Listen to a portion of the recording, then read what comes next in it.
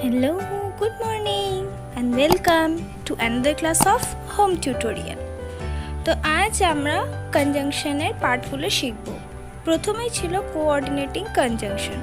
তো কোঅর্ডিনেটিং কনজাংশনটা আমি বলেছিলাম ফ্যান বয়েজ, তোমরা মনে রাখবে। তো ফ্যান বয়েজের আমি কয়েকটা এক্সাম্পল তোমাদের দেব মিনিং সমেত, মানে ওয়ার্ডগুলোর মিনিং সমেত। দেখো, ফার্স্টেই ছিল ফর। ফর মানে বিকজ, কী জন্য আমি করছি, কারণটা কি। I have to buy a new scooter for I sold my old scooter. আমার একটা নতুন স্কুটার কেনার দরকার আছে কারণ আমি পুরনো স্কুটারটা বিক্রি করে দিয়েছি। অ্যান্ড ইন অ্যাডিশন টু মানে এর সাথেও, I am daughter and sister, আমি মেয়েও আবার বোন।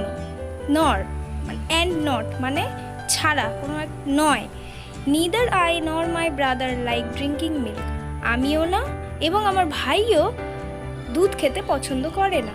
বাট মানে হাউএভার মানে যদিও বা খায়, এরকম। I ate rice but I did not eat curry, আমি ভাত খেয়েছি যদিও আমি তরকারিটা খাইনি। তাহলে এই মিনিংগুলো মনে রাখবে যে এই ওয়ার্ডগুলো কোন মিনিংয়ে ব্যবহার হচ্ছে। নেক্সট দেখো অর।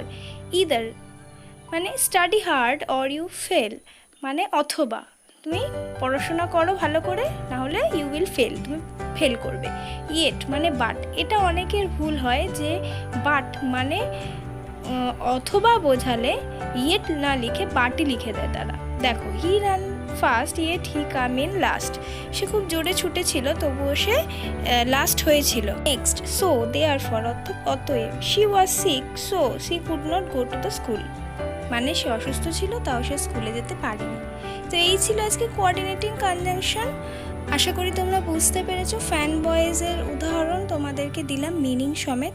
আজকে এই পর্যন্তই, পরেরটা আমরা আবার পরের দিন করব। ভিডিওটা যদি ভালো লাগে তাহলে লাইক, শেয়ার আর কমেন্ট করতে ভুলো না। আর সাবস্ক্রাইব করে আমাদের ক্লাসের সাথে যুক্ত হয়ে যাও, কারণ গ্রামারের অনেক কিছু এখনও শেখার বাকি।